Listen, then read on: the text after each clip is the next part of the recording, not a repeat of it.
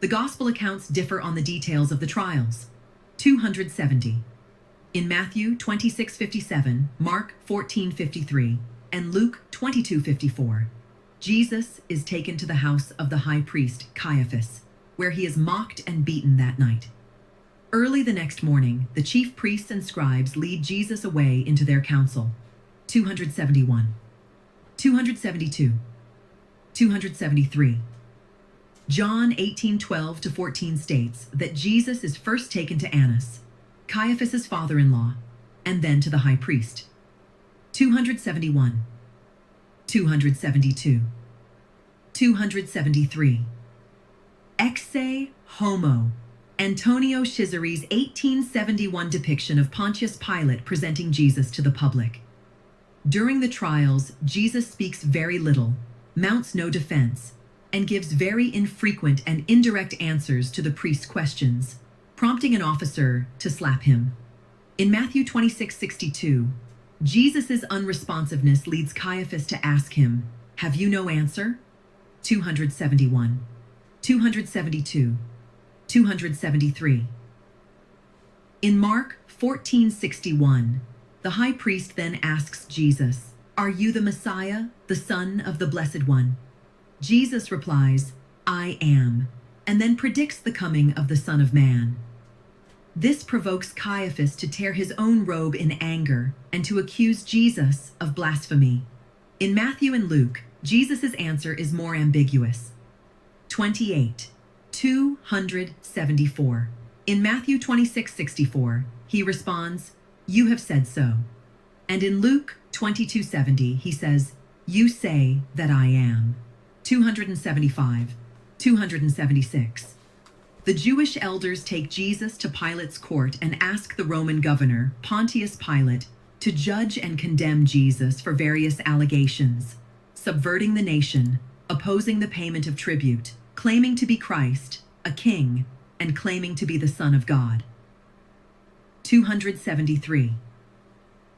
The use of the word king is central to the discussion between Jesus and Pilate. In John 18:36, Jesus states, "My kingdom is not from this world," but he does not unequivocally deny being the king of the Jews. In Luke 23:7-15, Pilate realizes that Jesus is a Galilean, and thus comes under the jurisdiction of Herod Antipas, the Tetrarch of Galilee and Perea. 279. 280.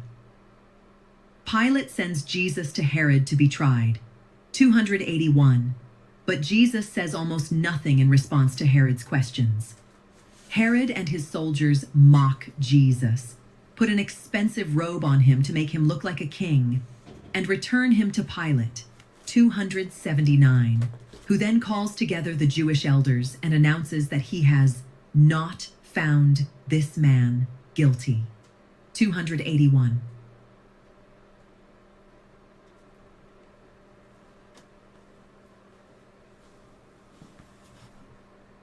The people a choice between Jesus and a murderer called Barabbas, Bar-Abba or Bar-Abba, son of the Father, from the common given name Abba, Father. 282. Persuaded by the elders. 283. The mob chooses to release Barabbas and crucify Jesus. 284. Pilate writes a sign in Hebrew, Latin, and Greek that reads, "Jesus of Nazareth, the King of the Jews," abbreviated as INRY in depictions, to be affixed to Jesus' cross. 285. 286. Then scourges Jesus and sends him to be crucified. The soldiers place a crown of thorns on Jesus' head and ridicule him as the King of the Jews. They beat and taunt him before taking him to Calvary, 287, also called Golgotha, for crucifixion. 271. 273. 288. Crucifixion and entombment. Main articles: Crucifixion of Jesus and Burial of Jesus. See also Sayings of Jesus on the Cross and Crucifixion Darkness. Diego Velázquez's depiction of the crucifixion, approximately 1632. Jesus' crucifixion is described in all four canonical Gospels. After the trials, Jesus is led to Calvary carrying his cross. The route traditionally thought to have been taken is known as the Via Dolorosa. The three synoptic Gospels indicate that Simon of Cyrene assists him, having been compelled by the Romans to do so. 289, 290. In Luke 23:27-28, Jesus tells the women in the multitude of people following him not to weep for him, but for themselves and their children. 289. At Calvary, Jesus is offered a sponge soaked in a concoction usually offered as a painkiller. According to Matthew and Mark, he refuses it. 289. 290. The soldiers then crucify Jesus and cast lots for his clothes. Above Jesus' head on the cross is Pilate's multilingual inscription, Jesus of Nazareth, the King of the Jews. Soldiers and passers-by mock him about it. Two convicted thieves are crucified along with Jesus. In Matthew and Mark, both thieves mock Jesus.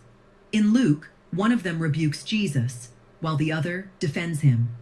289, 291, 292. Jesus tells the latter, "Today you will be with me in paradise." 293. The four Gospels mention the presence of a group of female disciples of Jesus at the crucifixion. In John, Jesus sees his mother Mary and the beloved disciple and tells him to take care of her. 294. In John 19:33-34, Roman soldiers break the two thieves' legs to hasten their death, but not those of Jesus, as he is already dead. Instead, one soldier pierces Jesus' side with a lance, and blood and water flow out. 291. The synoptics report a period of darkness, and the heavy curtain in the temple is torn when Jesus dies. In Matthew 27:51-54, an earthquake breaks open tombs. In Matthew and Mark, terrified by the events, a Roman centurion states that Jesus was the Son of God. 289, 295. On the same day, Joseph of Arimathea, with Pilate's permission and with Nicodemus's help, removes Jesus' body from the cross, wraps it in a clean cloth, and buries it in a new rock-hewn tomb. 289. In Matthew 27:62-66. On the following day, the chief Jewish priests ask Pilate for the tomb to be secured. And with Pilate's permission, the priests place seals on the large stone covering the entrance. 289, 296. Resurrection and Ascension. Main articles: Resurrection of Jesus, Empty Tomb, and Ascension of Jesus. Further information: Overview of resurrection appearances in the Gospels and Paul. See also Resurrection of Jesus in Christian art and Ascension of Jesus in Christian art. Appearance of Jesus Christ to Maria Magdalena by Alexander Andreevich Ivanov, 1835. The Gospels do not describe the moment of the resurrection of Jesus. They describe the discovery of his empty tomb and several appearances of Jesus, with distinct differences in each narrative. 297. In the four Gospels, Mary Magdalene goes to the tomb on Sunday morning, alone or with one or several other women. 298. The tomb is empty, with the stone rolled away, and there are one or two angels, depending on the accounts. In the Synoptics, the women are told that Jesus is not here and that he is risen. 299. In Mark and Matthew, the angel also instructs them to tell the disciples to meet Jesus in Galilee. In Luke, Peter visits the tomb after he is told it is empty. In John, he goes there with the beloved disciple. Matthew mentions Roman guards at the tomb, 303, who report to the priests of Jerusalem what happened. The priests bribe them to say that the disciples stole Jesus' body during the night. 304. The four Gospels then describe various appearances of Jesus in his resurrected body. Jesus first reveals himself to Mary Magdalene in Mark 16:9 and John 20:14-17, 305, along with the other Mary in Matthew 28:9, while in Luke, the first reported appearance is to two disciples heading to Emmaus. Jesus then reveals himself to the 11 disciples in Jerusalem or in Galilee, 308. In Luke 24:36-43, he eats and shows them his tangible wounds to prove that he is not a spirit, 309. He also shows them to Thomas to end his doubts, in John 20:24-29.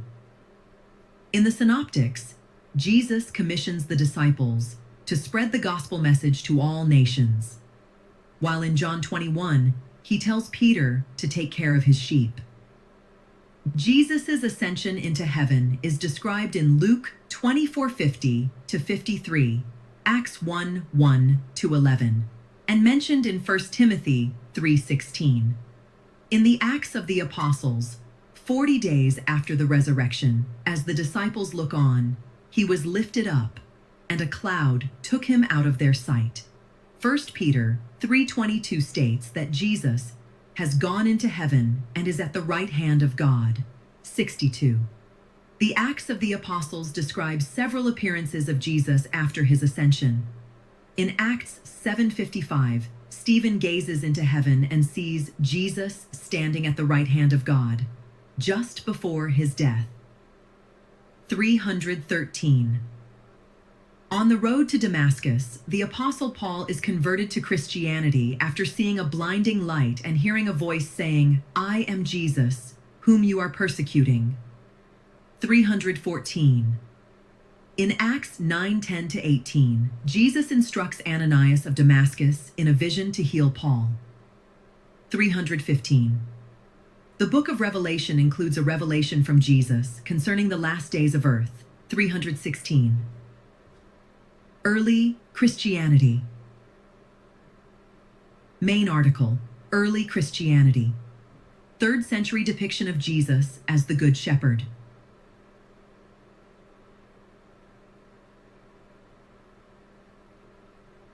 After Jesus' life, his followers, as described in the first chapters of the Acts of the Apostles, were all Jews either by birth or conversion, for which the biblical term proselyte is used. 317.